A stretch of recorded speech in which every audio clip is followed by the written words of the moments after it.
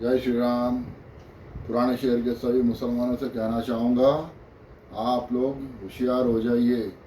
कारण आप लोगों को पता है, आप लोग जिससे मेहनत करके पेट भरते थे, आज वो जो रोड पर ठेला व्यापारी कहते हैं, आज वो छुड़वाने का काम किया है, तो इनडायरेक्टली एमआईएम पार्टी ने किया है। अरे आप लोग, यानी कि आप लोग समझ रहे होंगे, कांग्रेस पार्टी से अलायंस कौन सी पार्टी है? एमआईएम पार्टी है। आप लोगों की पार्टी कहती है आपके हित के लिए काम करने वाली पार्टी की कहती है, पर क्या किया उसने देखा है?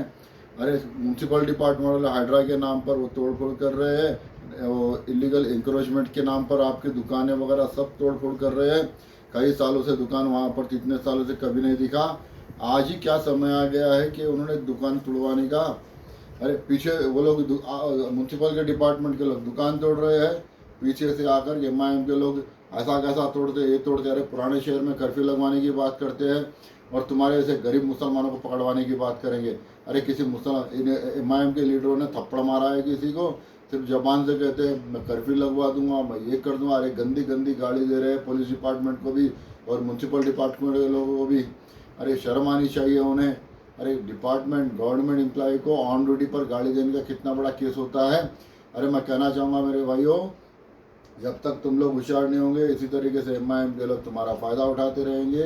हम भारतीय जनता पार्टी के लोग, हमने कभी किसी को नुकसान नहीं पहुंचाया है। आप लोगों को क्लियर दिख रहा है। और आपका दुश्मन खुद एमआईएम पार्टी है, जो अपने आप को कहता है कि मैं मुसलमानों का हितैषी हूँ।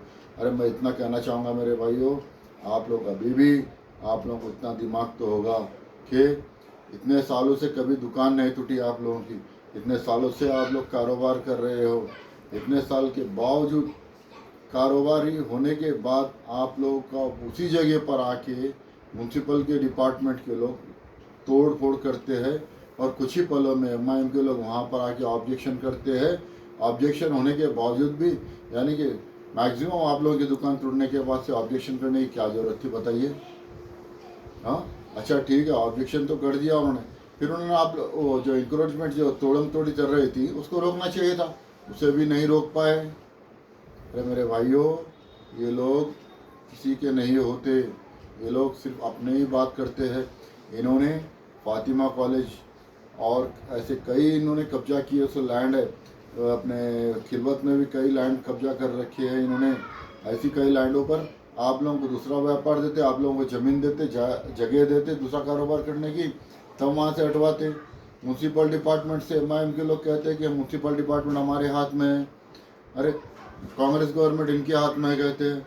फिर टूटने के बाद उन्हें जो नोटिस वगैरह आप लोगों को आनी चाहिए थी, क्या नोटिस आई है आप लोगों को? और नोटिस भी नहीं आई है। उसका कारण, यानी कि एमआईएम के लोगों को पूरा पता होने के बावजूद भी आप लोगों को होशियार करना चाहिए था, उन्होंने होशियार भी नहीं किया। आप लोगों को, आप लोगों को बेवकूफ़ बनाने का काम कर रही है एमआईएम पार्टी। अरे आप लोग अभी भी कह रहा हूँ मेरे भाइयों, आप लोग इन्हें एक होकर जवाब दीजिए, ये लोग जब सुधरेंगे, वरना ये लोग इसी तरीके से तुम लोग को नुकसान करते रहेंगे और वो झूठे वोट बैंक के नाम पे आप लोग मिसयूज़ करते रहेंगे। जय श्री राम, भारत माता की जय।